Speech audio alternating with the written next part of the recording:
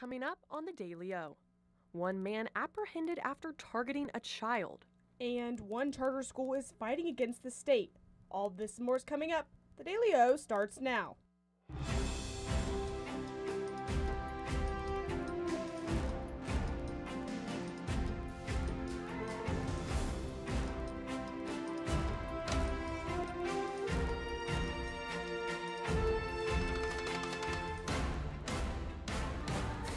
Good evening and welcome to the Thursday edition of the Daily O. I'm Addison McBride. And I'm Reagan Lee. We're glad you're with us.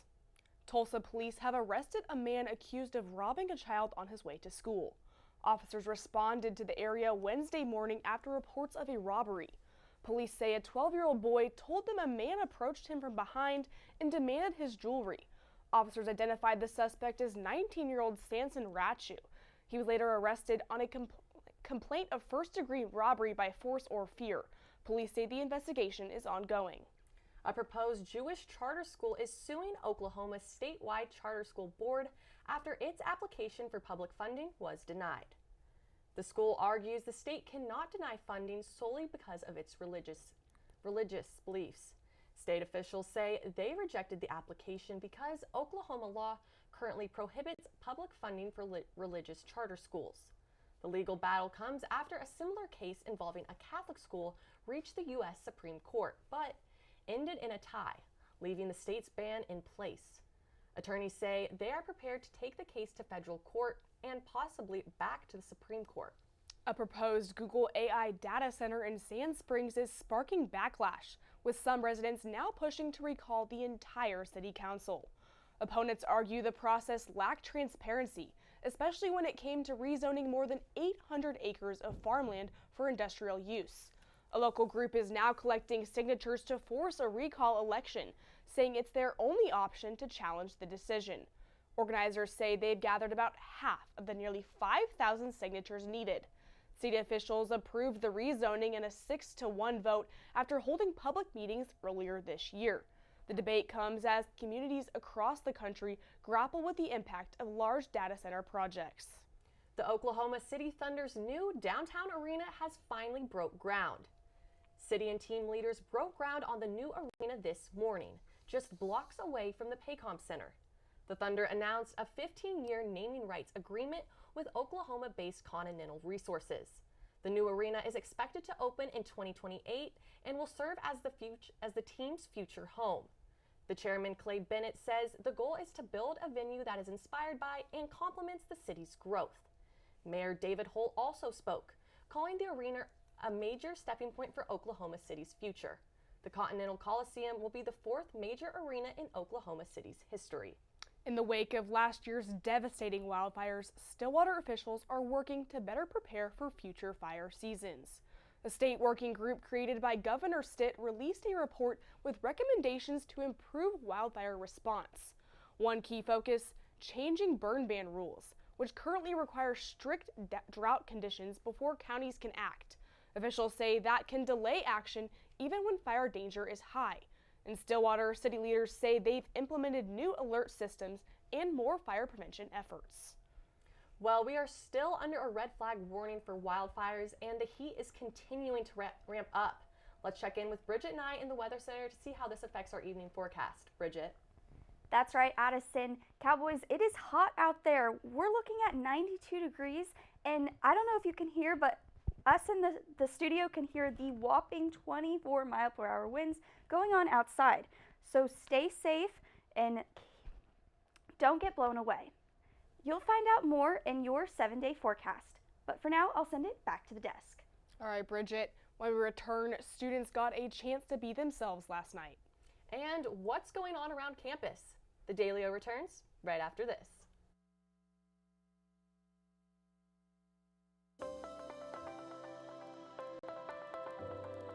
Hi, welcome to Sugar Llamas.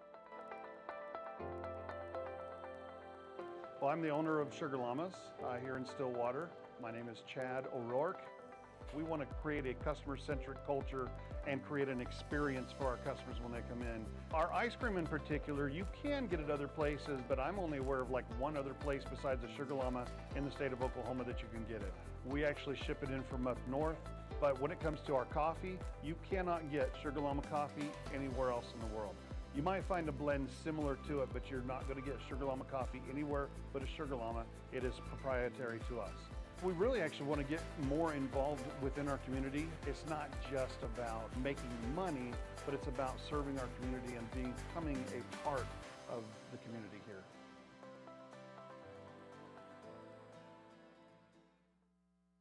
Ace in the Bowl Salsa started many, many years ago. I was trying to find a recipe to take to a family gathering, and so I started messing around with different recipes, and I took a little bit from here and a little bit from there, and I came up with a salsa that is truly unique. Ace in the Bowl Salsa is an olive oil-based salsa with tomatoes, green chilies, green onions, and black olives. There's no sugar added, it's gluten-free, low calorie, low carb, low fat, low sodium. So it's a very, very, very good alternative to any snack you may want. As of right now, I'm just looking to be in Oklahoma and having a successful business within the state. If my grandkids could ever take it over when they're old enough, that would be my dream.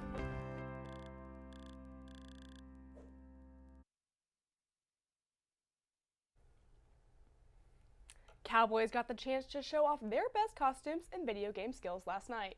Chance Annis hit the student union to show us what was going down. Last night, students were able to show off a side of themselves they normally aren't able to, their nerdy side. The annual Cowboy Con was held in the Student Union Ballroom, where students brought energy, creativity, and a whole lot of cosplay. The ballroom was filled with booths for students to shop handmade items and art prints from local artists. A Super Smash Bros. Tournament drew a crowd, while others lined up to test their skills against their friends on a classic Street Fighter arcade cabinet. For some, they came for the games. Others came for the merch. However, there was one thing everyone came together for: community and a sense of belonging. Alright, so today I'm cosplaying as the goat from Cult of the Lamb, and the reason why I came here was because, the thing is I usually don't really engage too much with, on-campus activities, since, a lot of them didn't really fit with me and what I usually am interested in. So I thought by coming here I'd be able to, find more people who are just into more nerdy stuff and just, put myself out there and just make more friends, The con concluded with a costume contest where students got to show off their cosplays on stage. And after lots of judging, it was decided that Jackson Johns would take first place with his cosplay as Gordon Freeman from the Half-Life games. Cowboy Con continues to give students a place to express themselves and connect over what they love right here on campus. Reporting from the Student Union, Chance Annis, The Daily O. Well, it's that time again to check in with Marcella Gonzalez, who's here to give us a look at what's happening around campus. Yeah, Marcella, I know. Coming back from spring break, students are looking for some fun. Well, guys, here's what's coming up on campus.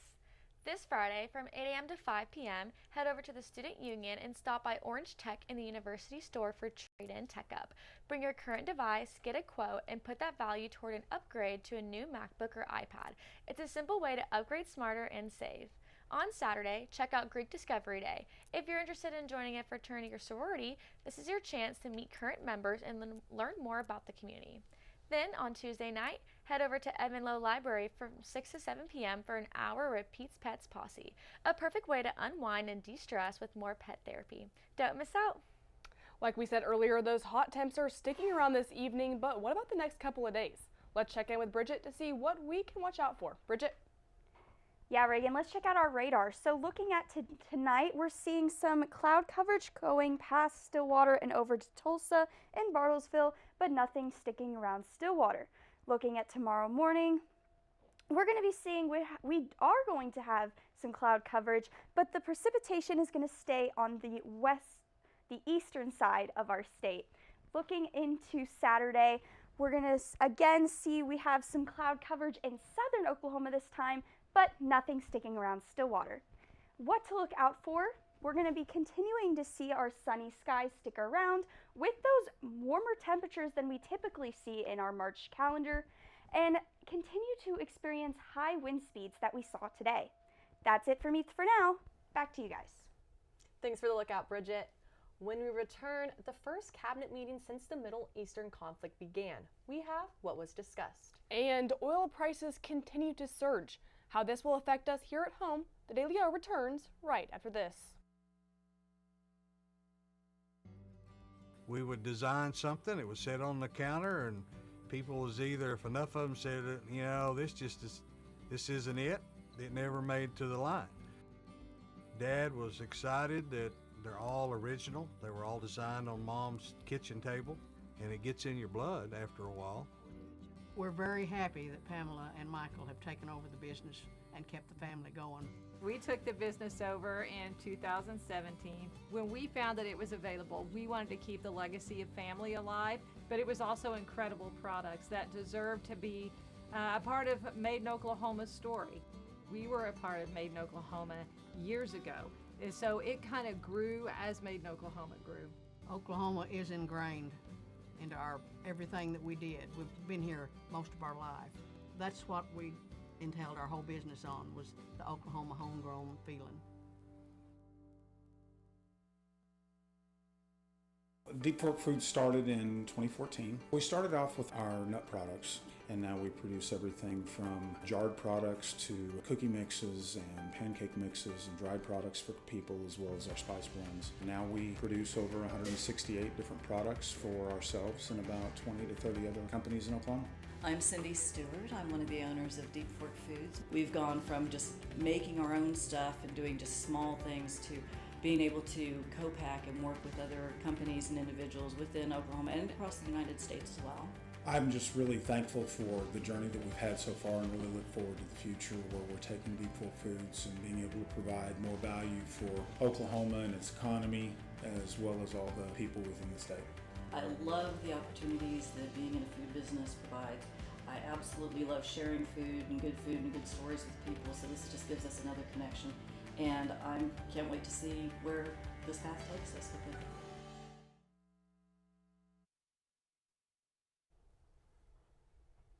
President Trump's Middle East envoy outlined negotiations with Iran leading up to the U.S. strikes last month. Steve Witkoff says he and Jared Kushner made demands on Iran's nuclear program, including a ban on enrichment, handing over uranium, and reducing ballistic missiles. Witkoff claims Iran refused, insisting they had a right to enrich, and misjudged the impact of last summer's U.S. strike on their nuclear facilities. He says the U.S. exhausted all efforts for peace before hostilities and has now sent a 15-point action plan via Pakistan to end the conflict. Iran responded with conditions, including an end to attacks, compensation, and a guarantee the conflict won't be repeated. U.S. stocks fell and oil prices surged today as optimism over possible peace talks between the U.S. and Iran faded. U.S. crude oil prices jumped more than 4%, nearing $95 a barrel, while global prices topped $100. Analysts say prices have climbed sharply since the war began, raising concerns about long-term energy costs. Meanwhile, stock markets dropped, with the Nasdaq down about 1% and the Dow falling around 100 points. Experts say uncertainty over the conflict and risks to global oil supply are driving market volatility. Savannah Guthrie is speaking out for the first time since her mother, Nancy Guthrie, was kidnapped from her Arizona home nearly 2 months ago. The Today Show host described surveillance images of the abduction as absolutely terrifying and revealed heartbreak over wondering if the crime was connected to her. Authorities have cleared the family of suspects, but Savannah says she can't rest without answers. She added that thoughts of her mother's terror keep her up at night and pleaded for her safe return. Investigators are still continuing the search. In a shocking lawsuit, a Los Angeles jury found Meta and YouTube negligent in the first trial linking social media to addiction and teen mental health harm. The jury awarded $3 million to the plaintiff, saying Meta was 70% responsible and YouTube 30%. The case, which included testimony from Mark Zuckerberg, claimed the companies failed to warn users about the dangers of their platforms. Legal experts say the verdict could set a precedent for hundreds of similar lawsuits against tech giants. Technology is taking over the White House, as First Lady Melania Trump was seen walking beside a humanoid AI robot during the White House Education Summit. The robot can speak multiple languages and perform tasks using cameras and sensors. At the summit, Trump discussed AI humanoids as potential educators, highlighting their ability to deliver instant access to science, art, history, and more. The robot uses the company's Helix AI model to process visual and verbal data, and the robot is designed for household tasks rather than government use. Cowgirl softball geared up for the Turnpike Classic. Mason Humpner is in the Sports Corner on how it all went down, right after this.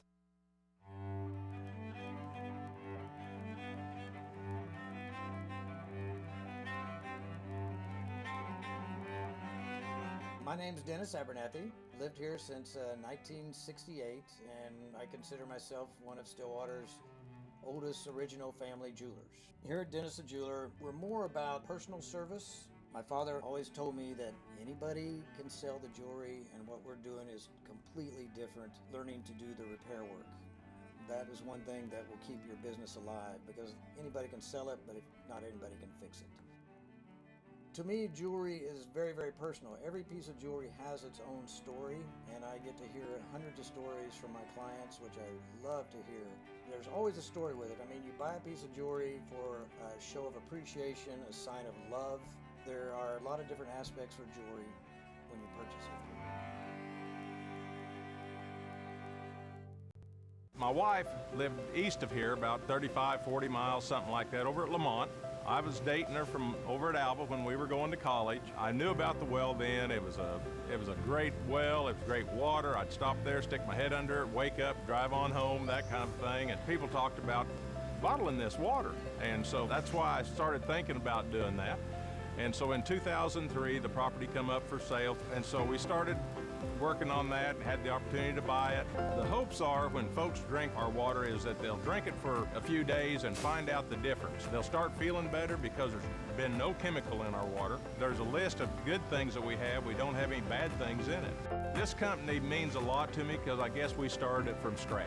And to be able to have it where it's at today, I don't see this as the end at all. I see the future of Divine Water as being worldwide, which will bring outside dollars into the state. It means a lot to me because I started it, I guess, and our family started it.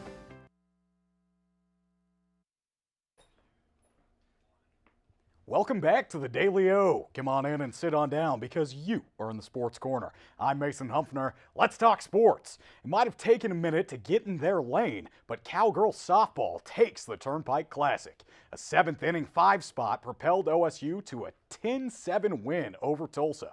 The Golden Hurricane got it going early off of Riley Crandall in the circle, but ace Ruby Malin shut it down in relief, only allowing 1 run over 4 innings of work.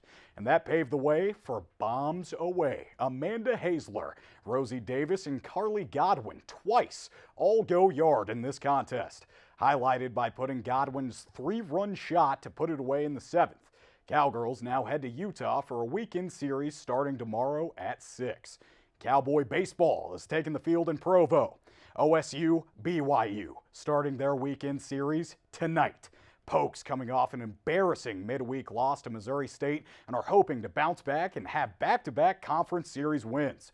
The Cougars are coming off a midweek Holy War win after getting swept by West Virginia.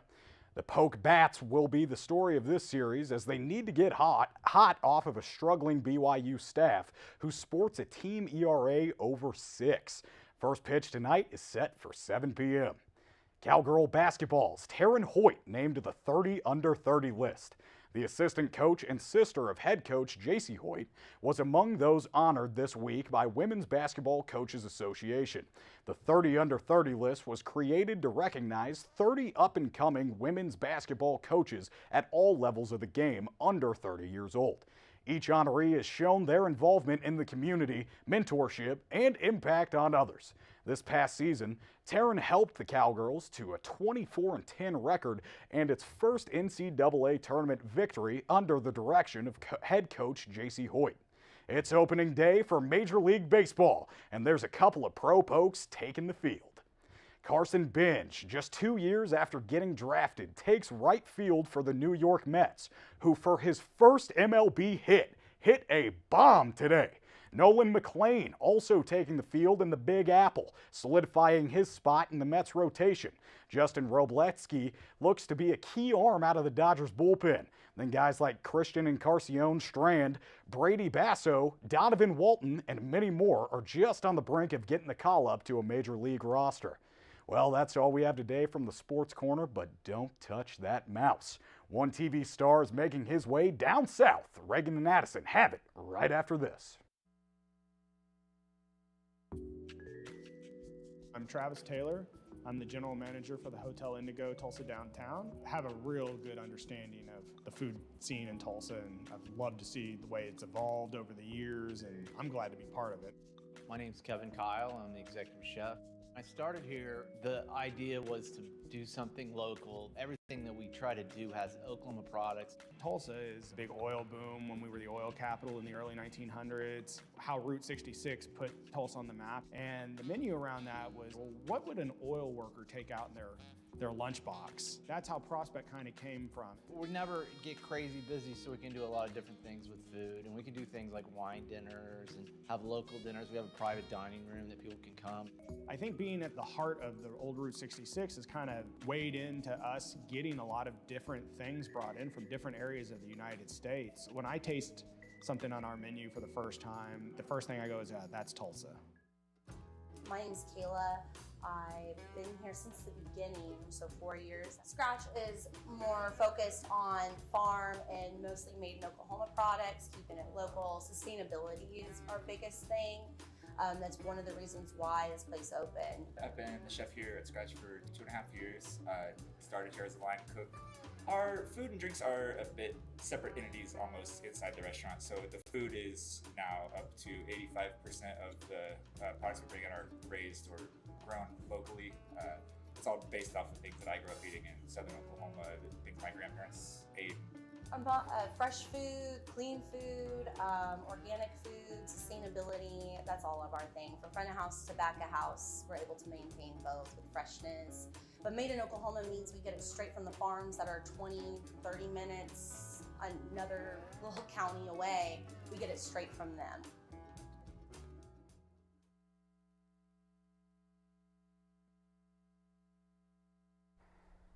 A sci-fi space film is making its mark in the box office. Kennedy Coyle has that in your A-List update. Kennedy? That's right, Reagan. Ryan Gosling's sci-fi feature Project Hail Mary has hit $140.9 million at the global box office. That makes it the biggest debut of the year so far. The film is based on the best-selling novel by Andy Weir, who also wrote The Martian. Lead actor Ryan Gosling plays Ryland Grace, a scientist who wakes up from a coma on a spaceship and is on a mission to save Earth. The action-packed film features scientific problem-solving and even an alien friendship. The movie earned a 95% average on Rotten Tomatoes and an A grade in the Cinema Score exit polls. Project Hail Mary will be available in theaters until late April. That's all for me. Back to you guys at the desk. Thanks, Kennedy. Oscar and Emmy-nominated actor Billy Bob Thornton is bringing his band to Oklahoma this summer. The band will kick off their summer tour at Riverwind Casino in Norman on July 2nd before playing Hard Rock Live in Tulsa on July 18th. The shows coincide with the release of their 21st album, In the Bay. Thornton, known for Sling Blade and the Paramount Plus series Landman, leads the Boxmasters, bringing their fusion of rock and roll and vintage pop to fans nationwide. It's time to eat your greens and get strong like Popeye. It's National Spinach Day. This leafy green originated in ancient Persia, traveled through India and China, and even French Queen Catherine de' Medici ate it at every meal. Today, spinach dishes are known as Florentine in her honor. This versatile green is rich in iron, calcium, folic acid, vitamins, and cancer-fighting antioxidants. You can eat it raw, cooked, or frozen. To celebrate, add spinach to your salads, pizza, or even your scrambled eggs, or plant some in your garden and grow your own superfood. Don't forget to share your favorite spinach creations using #NationalSpinachDay. Well, before we go, let's go back to the Weather Center where Bridget has our 7-day forecast. Bridget. Thanks, Addison. Hey there, Cowboys. Let's check out that 7-day forecast. As you can see, we're looking at a sunny week here in Stillwater. Starting off with today, we're seeing that temperatures at 93 degrees. And as we continue on with our week, we can see that our sun is sticking around with temperatures ranging from the 70s to staying in the 80s in the coming week. Well, Bridget, it is National Spinach Day. I know you love a green screen I over do. in the Weather I Center. do. What about the green veggies? Well, Addison, I am not a fan of spinach, but I can do with some broccoli. Okay. I love a good broccoli, maybe some grilled asparagus.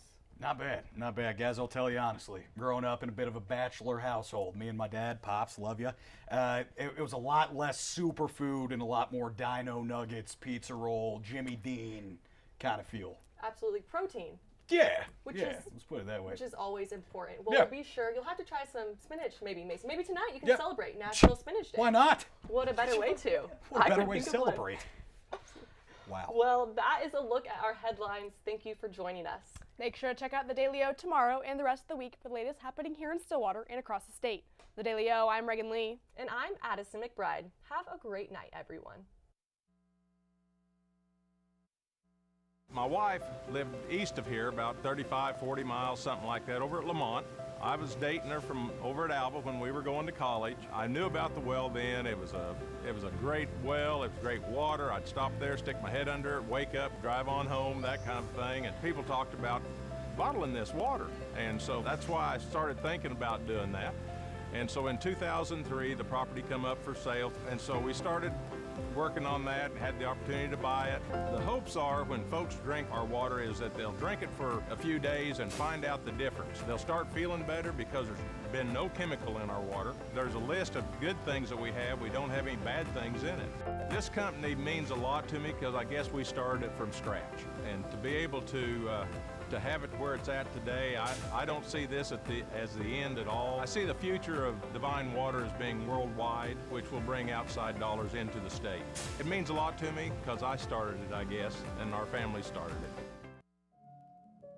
Thank you for coming to Stay and Play Pet Resort. This is where we can board your pet at any time for your convenience and make them feel at home.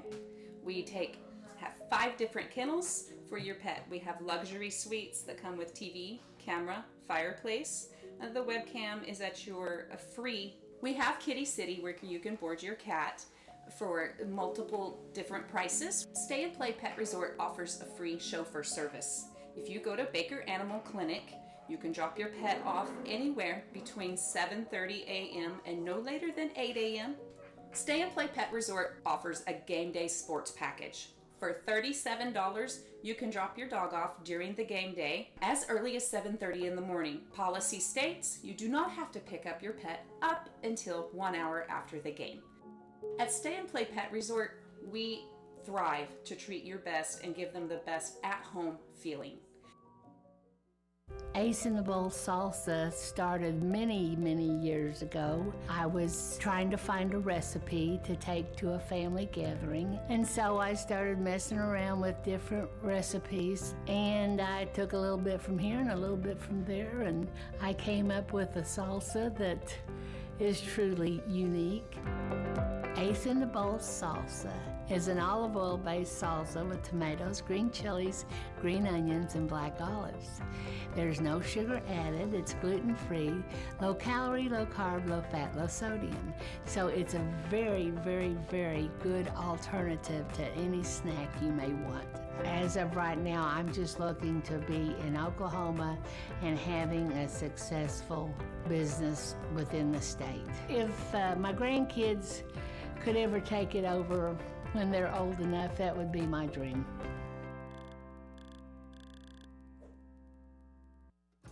My name's Kayla. I've been here since the beginning, so 4 years. Scratch is more focused on farm and mostly made in Oklahoma products, keeping it local. Sustainability is our biggest thing. That's one of the reasons why this place opened. I've been the chef here at Scratch for 2.5 years. Started here as a line cook. Our food and drinks are a bit separate entities almost inside the restaurant. So the food is now up to 85% of the products we bring in are raised or grown locally. It's all based off of things that I grew up eating in southern Oklahoma, things my grandparents ate. Fresh food, clean food, organic food, sustainability, that's all of our thing. From front of house to back of house, we're able to maintain both with freshness. But made in Oklahoma means we get it straight from the farms that are 20, 30 minutes, another